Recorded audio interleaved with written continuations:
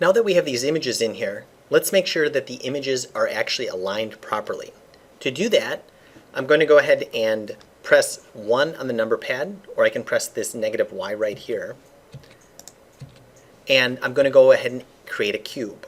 To do that, I want to make sure that I'm in object mode. If I'm not, I can click here, or I can press tab to enter object mode.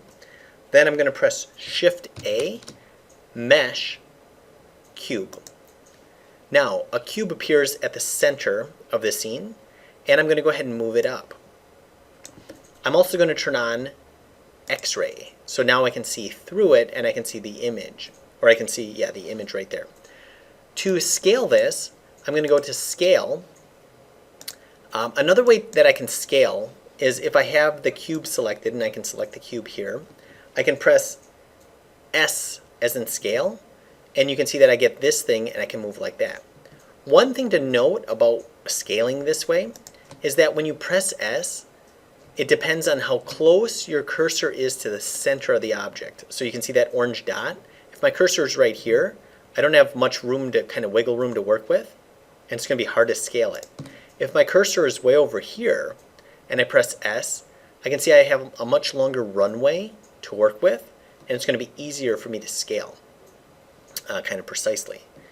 So, but what about if I want to scale kind of up and down? Well, what I could do is I could press S, and then I could do the same thing as before, is I could press Z, and now it's going to scale this way, okay? And I can kind of like move like that, okay? If I wanted to scale sideways, I could press S, and then I could press X, and now I can see that I can scale this way. Again, I feel like if you feel like that feels weird, I can just go to the scale manipulator here, and I can grab the blue one to scale like that, or I could grab the red one to scale this way. Now, you can see that when you scale like this, it seems weird to try to get the top of the head and the bottom of the feet to align. So what I'm going to do is I'm going to hit Tab to enter what's called Edit Mode. And with Edit Mode, I can grab these corner dots and move them. Now, if I go like this, if I drag over these corner dots here and move it up, and then if I middle mouse drag and see what I did, I can see, hey, that's moving like that.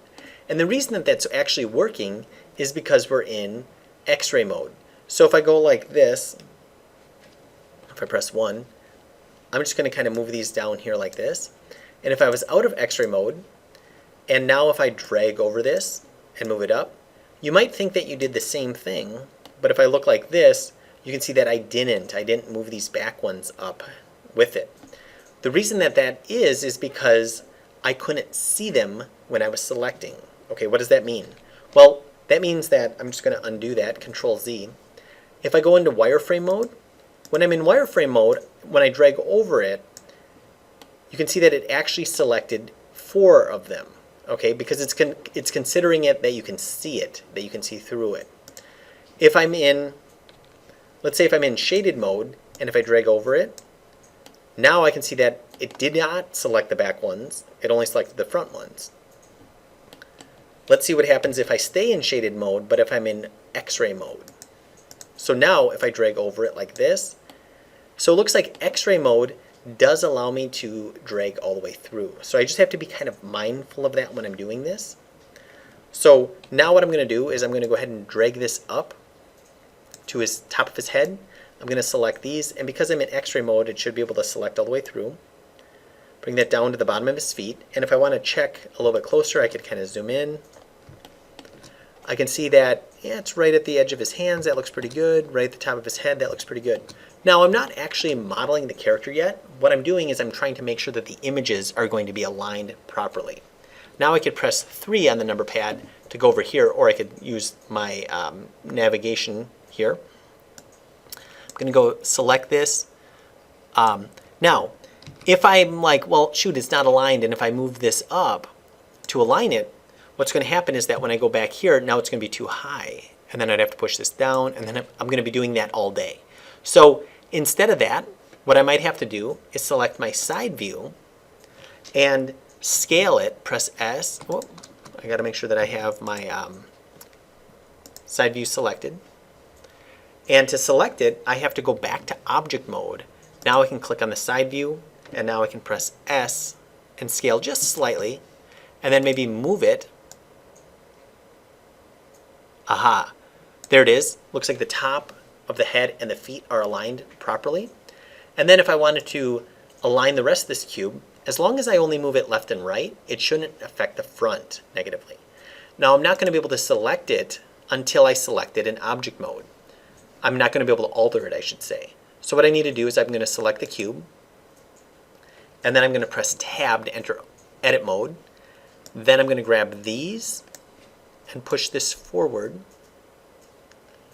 going to press it forward until it kind of hits his body like that, and then I'm going to grab these and push this until it, again, it hits his body like that. Okay, excellent. I want to confirm that that looks like it's still aligned, and it looks like it is. Now, for additional stuff, I want to make sure that I'm going to be in edit mode, and I'm going to add an edge loop. So if I go to edge, I can see that I'm going to add a loop, cut, and slide. To do that, if I click on that, now you can see that one appears when I get close to this edge. And if I left mouse click, I can drag up or down. Now if I right mouse click, it's going to reset it back to the beginning. Okay, so if I move it, and if I want to confirm that, I'm going to left mouse click again.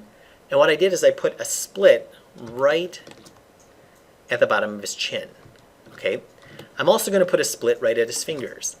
But what I want to point out is that loop, cut, and slide, I can see that the shortcut is Control R. So if I just hover over here and do Control R, I can see that that comes in, and then I can left mouse click, move up or down, go right to the fingers, and let up, left mouse click again, and now it's committed. Okay, good. Why did I do that? Well, now if I press 3 on the number pad, I can see that, yeah, that looks pretty aligned, and that looks aligned. If I know that my front and side are aligned, that I know my images are aligned, then I know that I can kind of work with this properly. So the other thing I can see, yeah, I think everything looks good. Everything looks, yep, everything looks solid. So now I'm going to make sure that I don't accidentally move these image planes. So to do that, I'm going to middle mouse drag, and now I'm in perspective. If I select my front view, if I select that, if I go into object mode and then accidentally move it, that's going to be a problem. So I'm going to hit Tab. I'm going to be in object mode. I'm going to select the front. But if I want to make it so I can't move it, I'm going to go here. I'm going to choose this arrow. And that arrow is now a choice in one of our toggles per layer. And if I turn that off, that means that this is not selectable. I can see that I can still select this one. I can select the cube, but I can't select this one. So I'm going to select this one, and I'm going to turn off the toggle or the selectability of it, and now I can go like that. And if I wanted to, I could make a new collection called image planes. I'm going to go up here and hit this, and I'm going to call this image planes, and then I can just drag this into that and drag this one into that, and now it's as if we're kind of creating some folders, and you can see that I can collapse it so it doesn't get all crazy on me.